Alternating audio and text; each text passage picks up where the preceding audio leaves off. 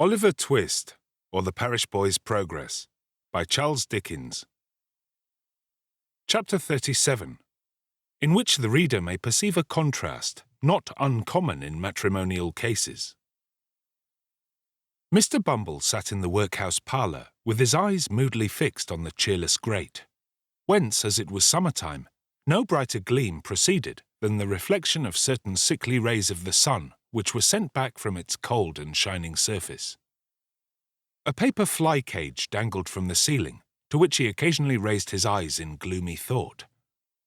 And as the heedless insects hovered round the gaudy network, Mr. Bumble would heave a deep sigh, while a more gloomy shadow overspread his countenance. Mr. Bumble was meditating. It might be that the insects brought to mind some painful passage in his own past life. Nor was Mr. Bumble's gloom the only thing calculated to awaken a pleasing melancholy in the bosom of a spectator. There were not wanting other appearances, and those closely connected with his own person, which announced that a great change had taken place in the position of his affairs. The laced coat and the cocked hat, where were they? He still wore knee-breeches and dark cotton stockings on his nether limbs, but they were not the breeches.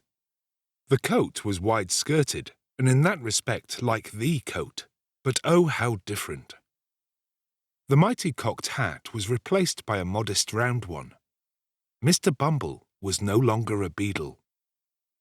There are some promotions in life which, independent of the more substantial rewards they offer, require peculiar value and dignity from the coats and waistcoats connected with them. A field marshal has his uniform, a bishop his silk apron, a councillor his silk gown, a beadle his cocked hat. Strip the bishop of his apron or the beadle of his hat and lace, what are they? Men, mere men. Dignity, and even holiness too, sometimes, are more questions of coat and waistcoat than some people imagine. Mr. Bumble had married Mrs. Corney and was master of the workhouse. Another beadle had come into power.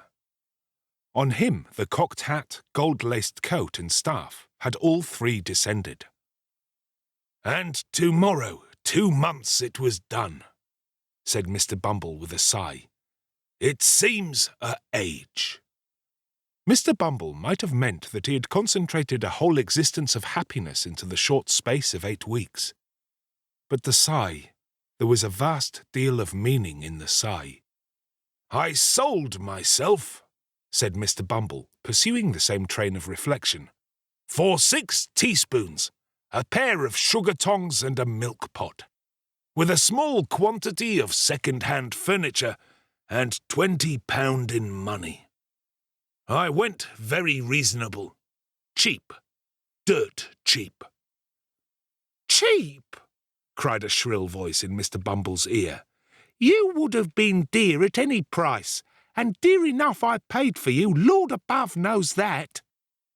Mr. Bumble turned and encountered the face of his interesting consort, who, imperfectly comprehending the few words she had overheard of his complaint, had hazarded the foregoing remark at a venture. "Mrs. Bumble, ma'am," said Mr. Bumble with a sentimental sternness. "Well?" cried the lady. "Have the goodness to look at me," said Mr. Bumble, fixing his eyes upon her. "If she stands such a eye as that," said Mr. Bumble to himself, "she can stand anything. It is a eye I never knew to fail with paupers. If it fails with her, my power is gone." Whether an exceedingly small expansion of eye be sufficient to quell paupers, who, being lightly fed, are in no very high condition, or whether the late Mrs. Corney was particularly proof against eagle glances, are matters of opinion. The matter of fact is that the matron was in no way overpowered by Mr. Bumble's scowl, but on the contrary treated it with great disdain, and even raised a laugh thereat which sounded as though it were genuine. On hearing this most unexpected sound, Mr. Bumble looked, first incredulous and afterwards amazed. He then relapsed into his former state, nor did he rouse himself until his attention was again awakened by the voice of his partner. "Are you going to sit snoring there all day?" inquired Mrs. Bumble. "I am going to sit here as long as I think proper, ma'am," rejoined Mr. Bumble.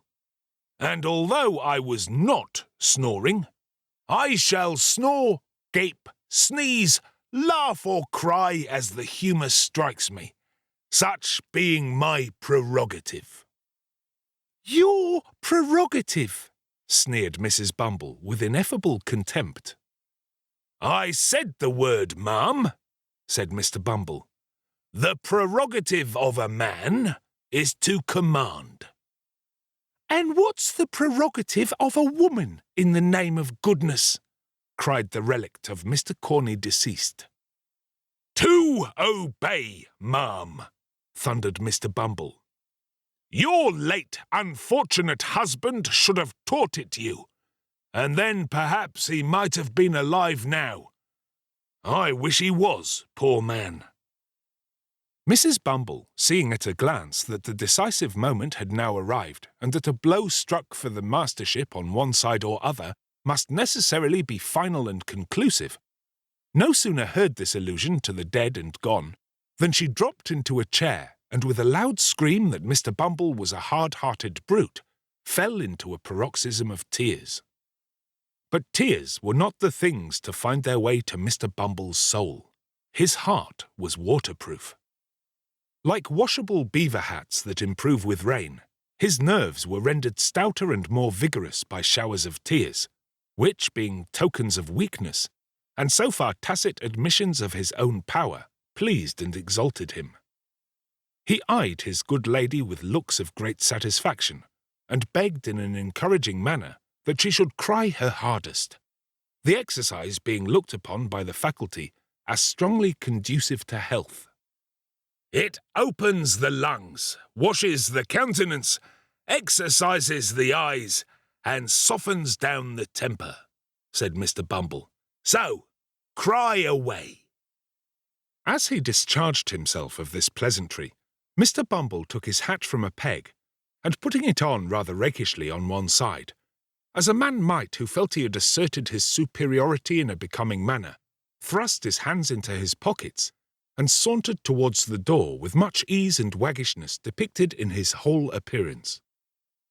Now Mrs. Corney that was had tried the tears, because they were less troublesome than a manual assault, but she was quite prepared to make trial of the latter mode of proceeding, as Mr. Bumble was not long in discovering.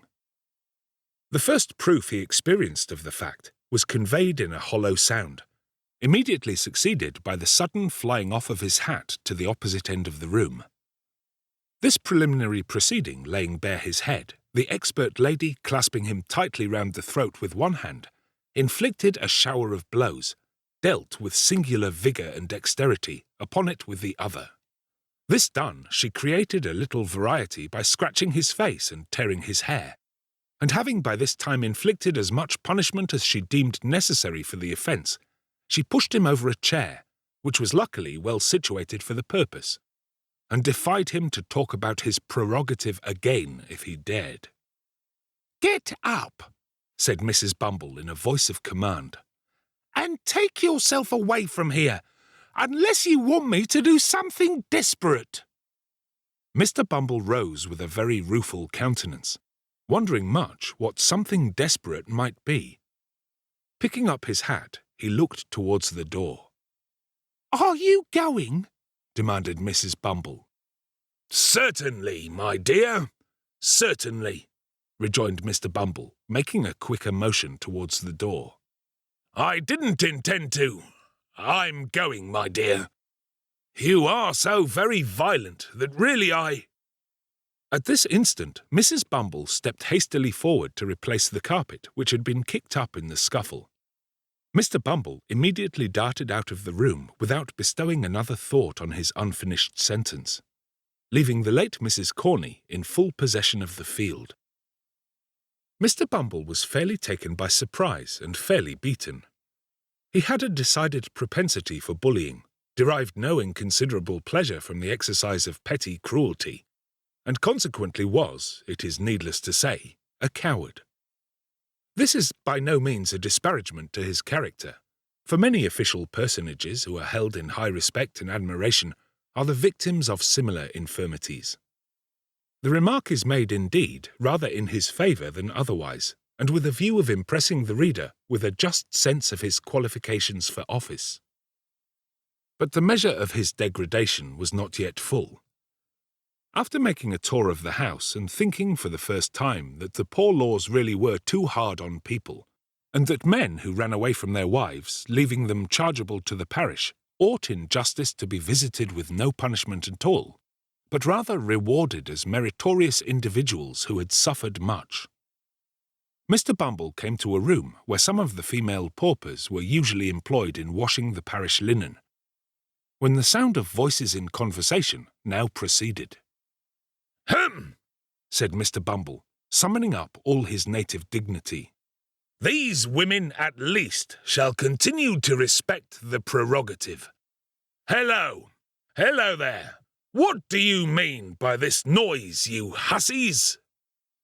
With these words, Mr. Bumble opened the door and walked in with a very fierce and angry manner, which was at once exchanged for a most humiliated and cowering air, as his eyes unexpectedly rested on the form of his lady wife. "My dear," said Mr. Bumble, "I didn't know you were here." "Didn't know I was here?" repeated Mrs. Bumble. "What do you do here?" "I thought they were talking rather too much to be doing their work properly, my dear," replied Mr. Bumble, glancing distractedly at a couple of old women at the wash-tub, who were comparing notes of admiration at the workhouse master's humility. "You thought they were talking too much," said Mrs. Bumble. "What business is it of yours?" "Why, my dear," urged Mr. Bumble submissively. "What business is it of yours?" demanded Mrs. Bumble again. "It's very true you're matron here, my dear," submitted Mr. Bumble, "but I thought you mightn't be in the way just then." "I'll tell you what, Mr. Bumble," returned his lady. "We don't want any of your interference. You're a great too fond of poking your nose into things that don't concern you, making everybody in the house laugh the moment your back is turned, and making yourself look like a fool every hour in the day. Be off, come." Mr. Bumble, seeing with excruciating feelings the delight of the two old paupers who were tittering together most rapturously, hesitated for an instant. Mrs. Bumble, whose patience brooked no delay, caught up a bowl of soapsuds, and motioning him towards the door, ordered him instantly to depart, on pain of receiving the contents upon his portly person. What could Mr. Bumble do? He looked dejectedly round and slunk away, and as he reached the door, the titterings of the paupers broke into a shrill chuckle of irrepressible delight. It wanted but this. He was degraded in their eyes. He had lost caste and station before the very paupers. He had fallen from all the height and pomp of beadleship to the lowest depth of the most snubbed hen-peckery. "All in 2 months," said Mr. Bumble, filled with dismal thoughts. 2 months! No more than 2 months ago I was not only my own master, but everybody else's, so far as the parochial workhouse was concerned. And now... It was too much. Mr. Bumble boxed the ears of the boy who opened the gate for him, for he had reached the portal in his reverie, and walked distractedly into the street. He walked up one street and down another until exercise had abated the first passion of his grief, and then the revulsion of feeling made him thirsty. He passed a great many public houses, but at length paused before one in a byway, whose parlour, as he gathered from a hasty peep over the blinds, was deserted save by one solitary customer. It began to rain heavily at that moment. This determined him. Mr. Bumble stepped in, and ordering something to drink as he passed the bar, entered the apartment into which he had looked from the street. The man who was seated there was tall and dark, and wore a large cloak. He had the air of a stranger, and seemed by a certain haggardness in his look, as well as by the dusty soils on his dress, to have travelled some distance. He eyed Bumble askance as he entered, but scarcely deigned to nod his head in acknowledgment of his salutation. Mr. Bumble had quite dignity enough for two, supposing even that the stranger had been more familiar, so he drank his gin and water in silence, and read the paper with great show of pomp and circumstance. It so happened, however, as it will happen very often when men fall into company under such circumstances, that Mr. Bumble felt, every now and then, a powerful inducement, which he could not resist, to steal a look at the stranger, and that whenever he did so, he withdrew his eyes in some confusion, to find that the stranger was at that moment stealing a look at him. Mr. Bumble's awkwardness was enhanced by the very remarkable expression of the stranger's eye, which was keen and bright, but shadowed by a scowl of distrust and suspicion, unlike anything he had ever observed before, and repulsive to behold. When they had encountered each other's glance several times in this way, the stranger, in a harsh, deep voice, broke silence. "Were you looking for me," he said, "when you peered in at the window?" "Not that I'm aware of, unless you're Mr.—" Here Mr. Bumble stopped short, for he was curious to know the stranger's name, and thought in his impatience he might supply the blank. "I see you were not," said the stranger, an expression of quiet sarcasm playing about his mouth, "or you would have known my name. You don't know it. I would recommend you not to ask for it." "I meant no harm, young man," observed Mr. Bumble majestically. "And have done none," said the stranger. Another silence succeeded this short dialogue, which was again broken by the stranger. "I have seen you before, I think," said he. "You were differently dressed at that time, and I only passed you in the street, but I should know you again. You were beadle here once, were you not?" "I was," said Mr. Bumble in some surprise. "Parochial beadle." "Just so," rejoined the other, nodding his head. "It was in that character I saw you. What are you now?" "Master of the workhouse," rejoined Mr. Bumble, slowly and impressively, to check any undue familiarity the stranger might otherwise assume. "Master of the workhouse, young man." "You have the same eye to your own interest that you always had, I doubt not," resumed the stranger, looking keenly into Mr. Bumble's eyes as he raised them in astonishment at the question. "Don't scruple to answer freely, man. I know you pretty well, you see." "I suppose a married man," replied Mr. Bumble, shading his eyes with his hand, and surveying the stranger from head to foot in evident perplexity, "is not more averse to turning an honest penny when he can than a single one. Parochial officers are not so well paid that they can afford to refuse any little extra fee, when it comes to them in a civil and proper manner." The stranger smiled and nodded his head again, as much to say he had not mistaken his man, then rang the bell. "Fill this glass again," he said, handing Mr. Bumble's empty tumbler to the landlord. "Let it be strong and hot. You like it so, I suppose?" "Not too strong," replied Mr. Bumble with a delicate cough. "You understand what that means, landlord," said the stranger dryly. The host smiled, disappeared, and shortly afterwards returned with a steaming jorum, of which the first gulp brought the water into Mr. Bumble's eyes. "Now listen to me," said the stranger, after closing the door and window. "I came down to this place today to find you out, and by one of those chances which the devil throws in the way of his friends sometimes, you walked into the very room I was sitting in, while you were uppermost in my mind. I want some information from you. I don't ask you to give it for nothing, slight as it is. Put up that to begin with." As he spoke, he pushed a couple of sovereigns across the table to his companion, carefully, as though unwilling that the chinking of money should be heard without.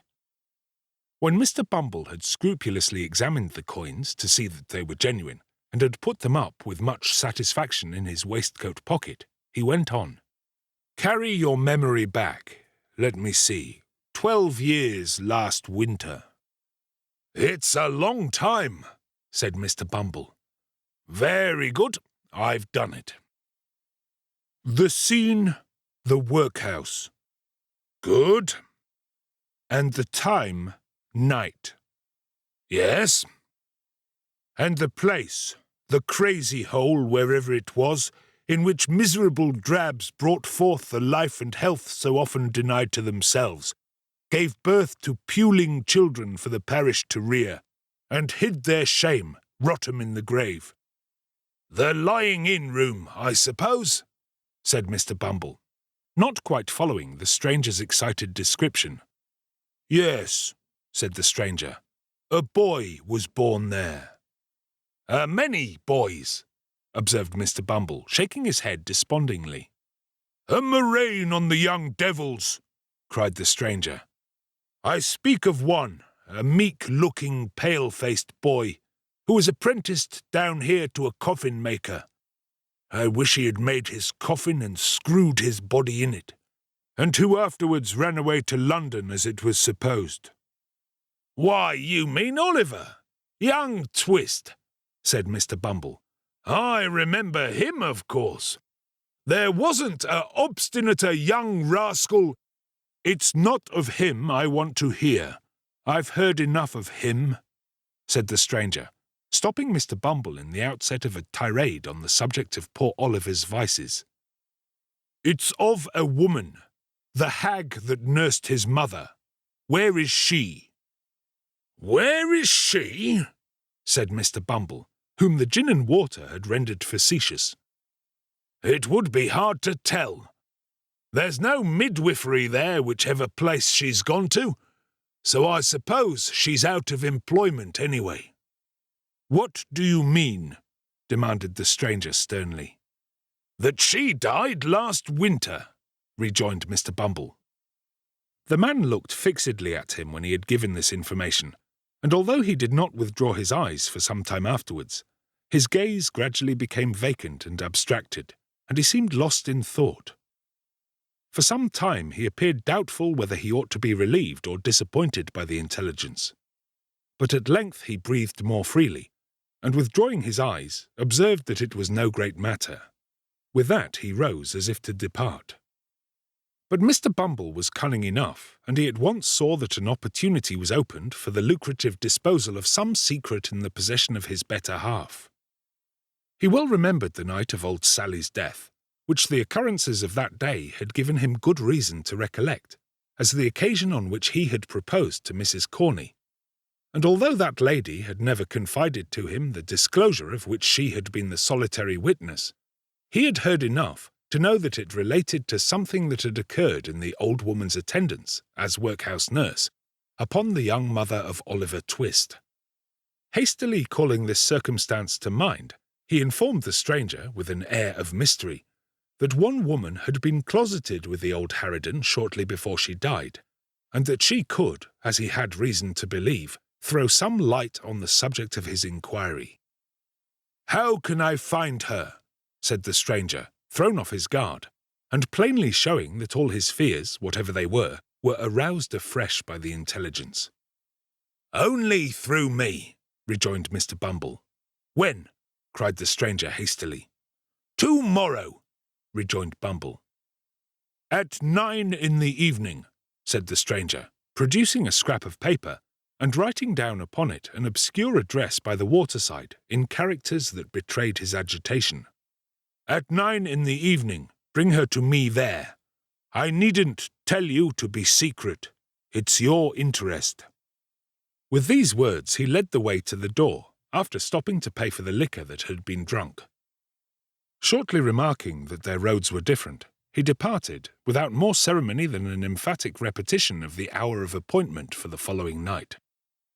On glancing at the address, the parochial functionary observed that it contained no name. The stranger had not gone far, so he made after him to ask it. "What do you want?" cried the man, turning quickly round as Bumble touched him on the arm. "Following me?" "Only to ask a question," said the other, pointing to the scrap of paper. "What name am I to ask for?" "Monks," rejoined the man, and strode hastily away.